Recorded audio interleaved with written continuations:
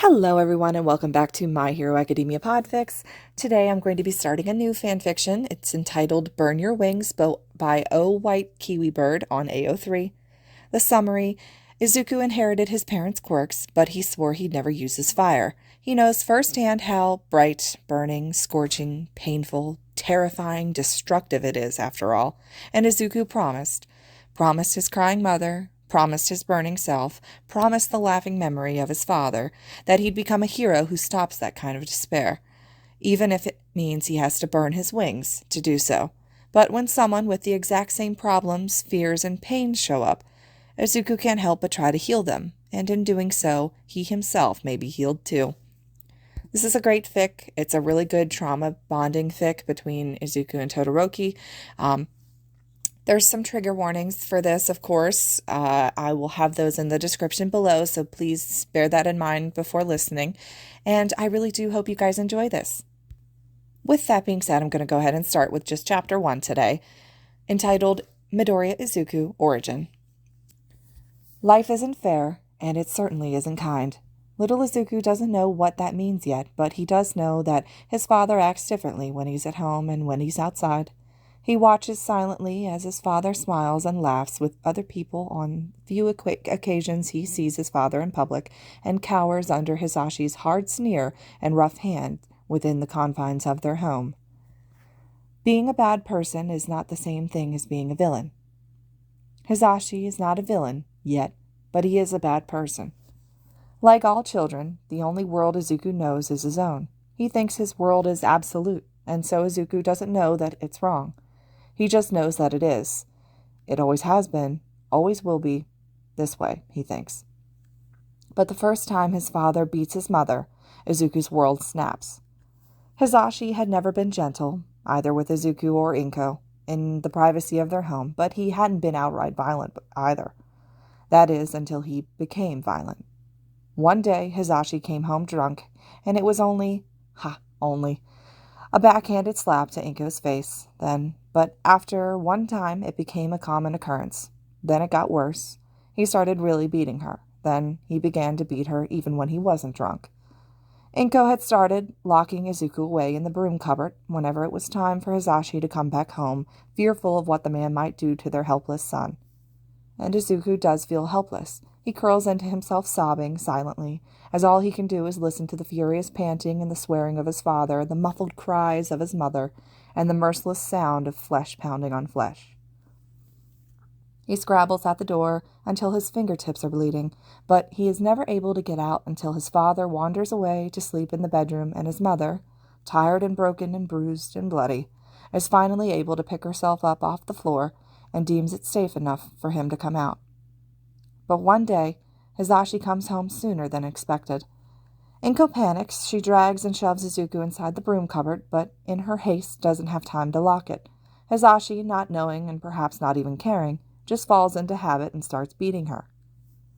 But Izuku does know and does care, so he scrabbles at the door with raw fingertips, and this time it actually opens. Izuku's small body comes tumbling out into the living room. Both his parents turn to him, Inko's bruised face falling in horror, and Hisashi's features twisting into a sneer. "What's this?" he asks, but soon turns away from Izuku's trembling body with a scoff. "Whatever, run along, boy. I don't have time to deal with you right now." Inko's defeated body sags with relief, but Izuku freezes with despair. Hisashi is approaching Inko again, not even caring that Izuku is there. If there's one thing that's greater than Izuku's fear of his father, it's his fear for his mother. But Izuku knows that he can't do anything to stop his father. Hisashi is the absolute ruler of their household. He's too big and too strong, and is hell-bent on beating his mother again. Izuku can't stop his father. He can't save his mother. So Izuku does the only thing he can. He steps between them. What? No, Izuku, darling, don't. You can't. You listen to what your father said and run. Inko reaches for her son feebly, but her legs have stopped working, either from being strained or stressed. Already dark spots are invading her vision, and she can barely keep her eyes on the small, shaking back of her son as he stands between herself and Hisashi. Hisashi sneers, licks of flame flickering menacingly at the corners of his mouth. "You dare disobey me, boy?" Izuku trembles but stands his ground. Hisashi slaps him. Izuku's face whips to the side, his small body swaying with the force of the blow, and yet he stays between his parents. This time, Hisashi punches him. Izuku falls to the ground, but he gets back up before Hisashi can take another step towards Inko. Hisashi kicks him, throws him, stomps him, breathes fire on him, but Izuku keeps getting up, again and again and again, more bruised and more bloody and tearful every single time, but he still gets up and still stands between Hisashi and Inko. Eventually, Hisashi seems to have blown off enough steam that he wanders towards the bedroom without going back to Inko, who seems to have fainted at some point. Izuku stands there a moment more, panting and crying silently, adrenaline pumping through his veins, bruises and cuts and burns riddling his body, but his mother is mercifully unharmed. And for a moment, Izuku is exhilarated. He wasn't able to stop his father, or completely save his mother, but at least he had been able to protect her from more harm. At this moment, he feels taller than a skyscraper, stronger than All Might. He feels like a hero. Inko awakes, and Izuku smiles at her. "It's okay, Mom," he whispers, unknowingly smiling through the blood on his teeth. "I am here. I protected you." But when Inko takes a look at her battered and bloody son, she breaks down sobbing. It's a testament to just how much Hisashi has them under his control that even half hysterical and broken as she is, she still chokes and muffles her cries so as not to disturb the sleeping man. "I'm sorry, Izuku," she whispers through her sobs, not daring to hug her son, lest she worsen his numerous wounds. "I am so sorry, Izuku." And as Izuku looks down at his mother, who is curled up in front of him on the floor in a cruel parody of a dogeza, his adrenaline rush and exhilaration comes crashing down, and he thinks, "No, Mom, that's not what I wanted you to say. What I wanted you to say was..." But before he can finish that thought, Izuku blacks out. Izuku learns how to pick locks with bobby pins and paper clips. The next time Inko locks him in the broom cupboard, he frantically fumbles in the dark until the lock clicks, and he comes tumbling out once more. He finds Hisashi standing over Inko with a bloodied fist. He steps between them. It happens again, and again, and again. Inko learns that locking Izuku up is no use anymore and stops trying. All she does is cry. A few more times, and Hisashi doesn't even bother going for Inko anymore. He starts coming straight for Izuku.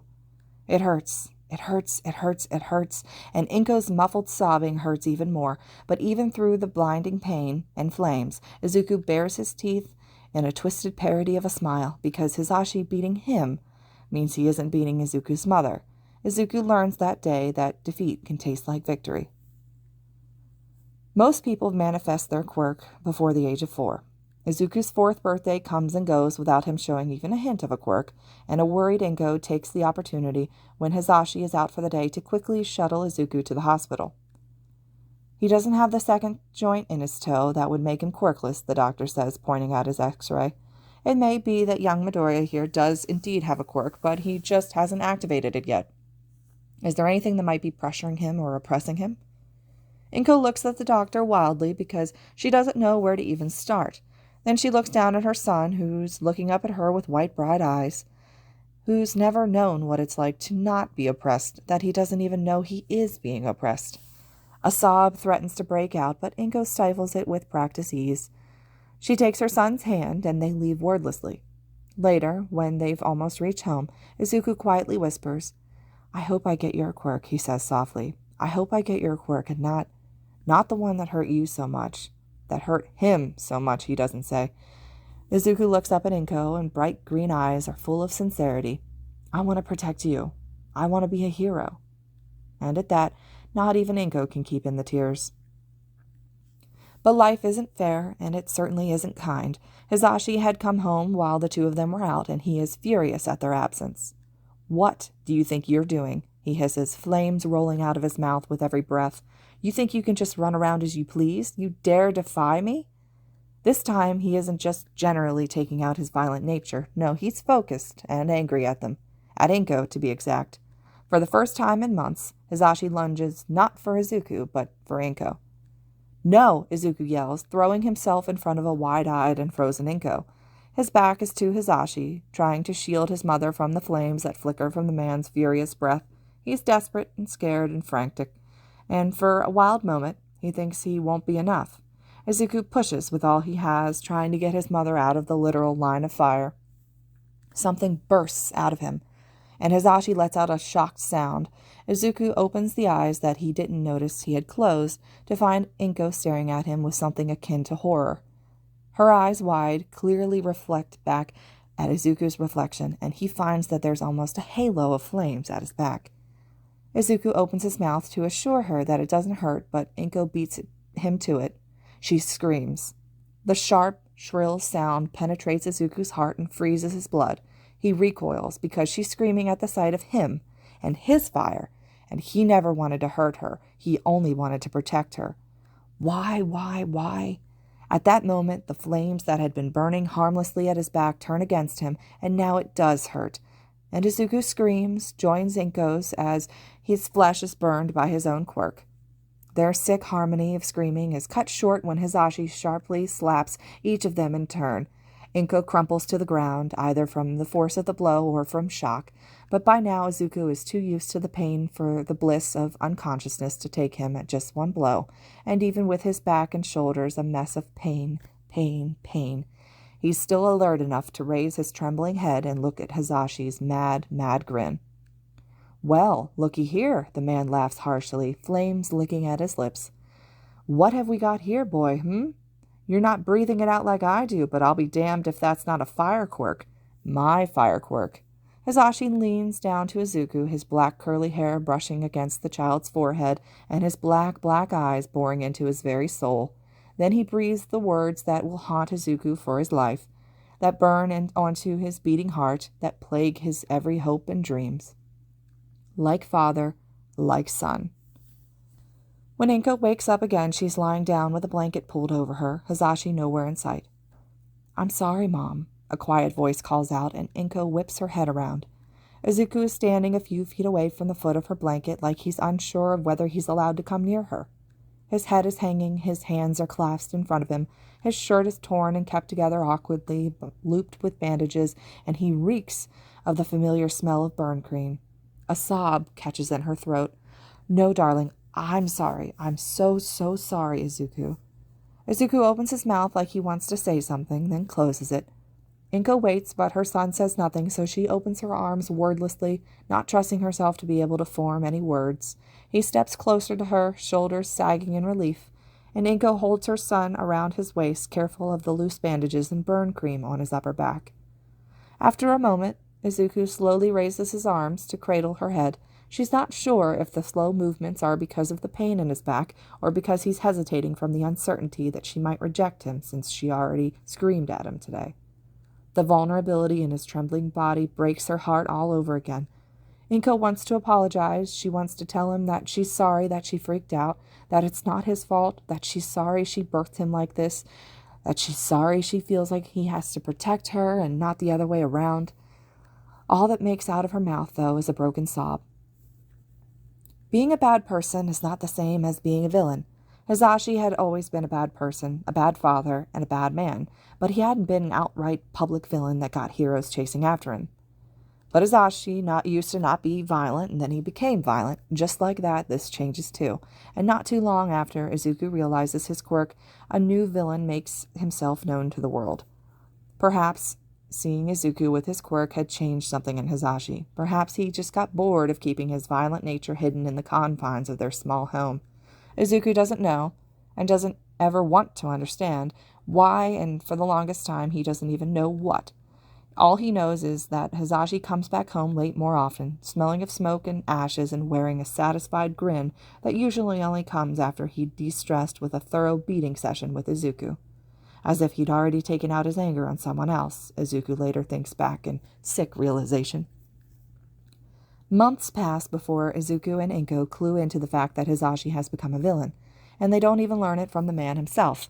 They are too afraid to ask him anything, and he thinks so little of them to actually tell them, after all. It happens like this. Hisashi hadn't come home in 3 days, and the bruises Izuku got from his last beating are slowly starting to fade away. But neither he nor Inko dare hope their luck will last, and are waiting for with bated breath, tiptoeing on thin ice. But then they see the news about a fire-breathing villain being caught by some hero.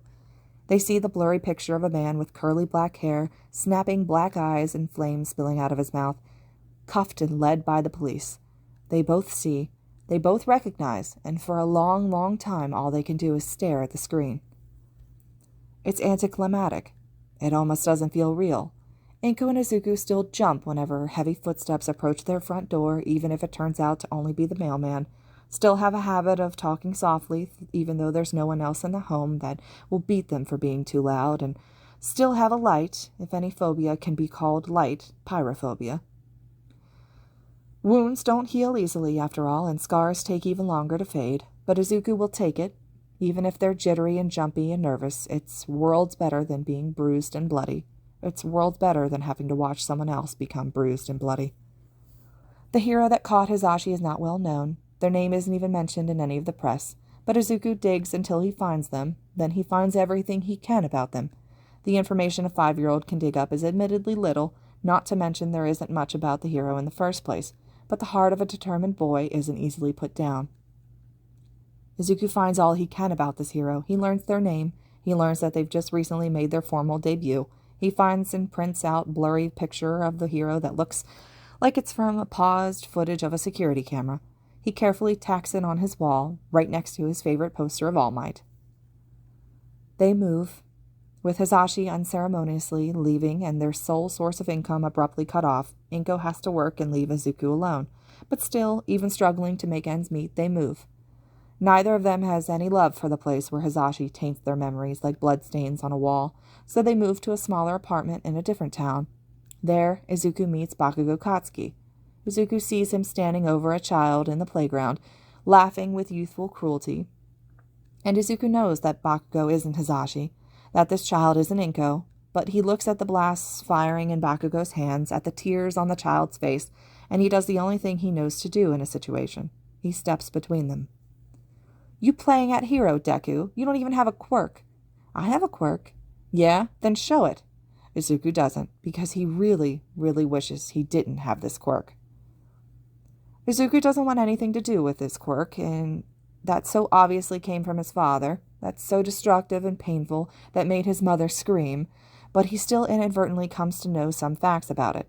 Quirks are as much a part of you as your limbs are, so accidental bursts of flame erupt from time to time until Izuku learns to keep a tight lid on it. In doing so, though, he learns more about his quirk. Hisashi had commented on how Izuku's fire quirk was different than his own. It's true. Hisashi had breathed fire only from his mouth, but Izuku can emit it from any part of his body, though he can still breathe it out like a dragon. Like his father, he resolutely doesn't think. It feels less like making fire and more like pushing it out of his own body. He also learns that there's another side to the coin. When he accidentally uses his quirk and emits a burst of flame, thankfully when he's alone in the bathroom because he never wants to use it in front of his mother again, never wants to remind her of his father again, never wants to make her scream like that again, he feels a tug of something that leaves him almost breathless. He feels like he just let out a long breath, but hasn't taken in another breath yet. His hands twitches involuntarily, and a toothbrush comes soaring towards him. It smacks him in the forehead before falling to the ground, and Izuku can only look down at it dumbly. It takes a moment to click, and when it does, Izuku laughs and laughs until he feels sick, because he doesn't know what else to do. He remembers that day when he was 4, when he'd been walking home with his mother from the doctor's.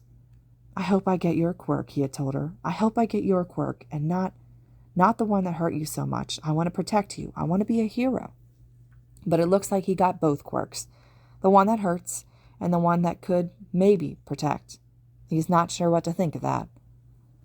Of course, things aren't as easy as just using one side of his quirk, because life isn't fair, and it certainly isn't kind. Izuku tries training his ability to pull things toward him, but it soon becomes clear that he can't only do that. Once he uses half his quirk to pull something towards him, the other half of his quirk struggles and wants to push out fire. He tries to control the impulse, but it's physically taxing to keep it in. He feels like trying to inhale, then inhale again without exhaling. You can't just keep doing it. At some point you have to let out a breath, or you choke from suffocation. push and pull in and out like breathing. Once Izuku pulls something towards him, he has to push out a bit of fire. He can't use one part of his quirk without using the other. And that almost crushes him, because Izuku promised his mother he'd protect and become a hero. But he also promised himself that he'd never use the fire that reminds them both so much of Hisashi. He doesn't know what to do. He doesn't know what he can do without becoming like his father. Izuku enters middle school and he's in the bathroom once more, this time staring at his own reflection in the mirror.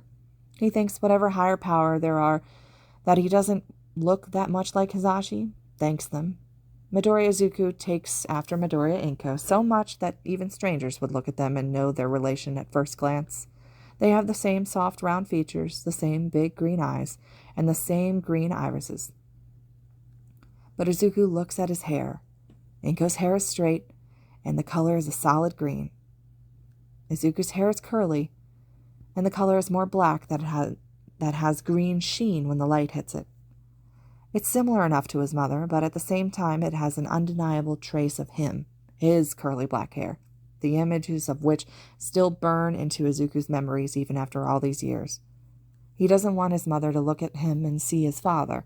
He doesn't want himself to look in the mirror and see his father. Izuku slowly raises a hand and rakes back the hair from his forehead, smoothing it out on top of his head. He had grown out his hair so that it's at a length that it just barely brushes his chin. He can comfortably take it and twist half of it into a small messy bun, mimicking his mother's hairstyle. He sticks some bobby pins in to hold it in place and considers the end result in the mirror.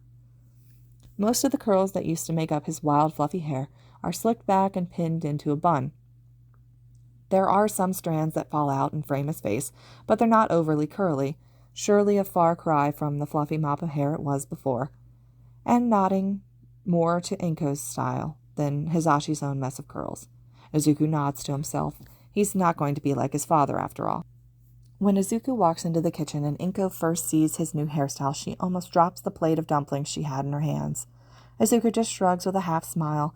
"It was getting in my eyes," he says by way of explanation. Then he wavers because he knows she can see the similarity, the difference, and asks in a smaller voice, Does it look weird?" "Do you dislike it?" he doesn't say. Inko stares at her son for a moment before putting on a brave smile. "You look lovely, dear." "I'll love you no matter what," she doesn't say. Another year passes and Izuku confronts his hero. "Can you become a hero without a quirk?" "No," All Might answers his question. "No," echoes a voice that sounds like the half-buried memory of his father. "You are nothing without me." "You're wrong," Izuku tries to tell the voice, brushing away his tears. "I won't use your quirk. I won't become like you." But this cruel phantom only laughs and envelops Izuku's hunched form in a mockery of an embrace, caressing the scars branding on his back, breathing flaming poison in his ear, reminding him, like father, like son. But yes, All Might tells him later, Izuku had seen Bakugo, the one person in the world who reminds him the most of his father, besides Izuku himself, in the suffocating embrace of the slime villain, and he didn't think, he just did what he always done. He stepped, well, he couldn't exactly step between them yet, given that Bakugo was practically inside the villain, but he ran towards them, reaching out with his quirk and pulling Bakugo, despite the fact that he knew, well, the backlash would make him push out the flames he hated so much. At that moment, though, he didn't care. He couldn't care. Bakugo was tugged out of the villain's grasp, coughing up slime from his mouth. Izuku shoved the other boy behind him, finally stepping between him and the villain. The build-up of his quirk had him panting, and Izuku knew that he would have to push out some of the fire soon, lest he be suffocated, so he clenched his teeth and pushed as small a flame as he could out of his hand. It felt similar to the sensation of trying to swallow down, instead of coughing up blood, bubbling up in his throat, but at least now his quirk felt more balanced and he could breathe again. Not that it helped the situation when the slime villain in front of him, but All Might had saved the day. And now he's here in front of Izuku, telling him the one thing that Inko couldn't confirm, and Hisashi made him doubt, and he himself wished for, but perhaps never truly believed. You can be a hero. This concludes Chapter 1 of Burn Your Wings. I really like this fic a lot. The trigger warnings and such do play a role throughout the fic, so just make sure you guys are conscious of that while you're listening. But I hope you all enjoyed it as well. Let me know your thoughts and reactions, and as always, thank you so much for listening.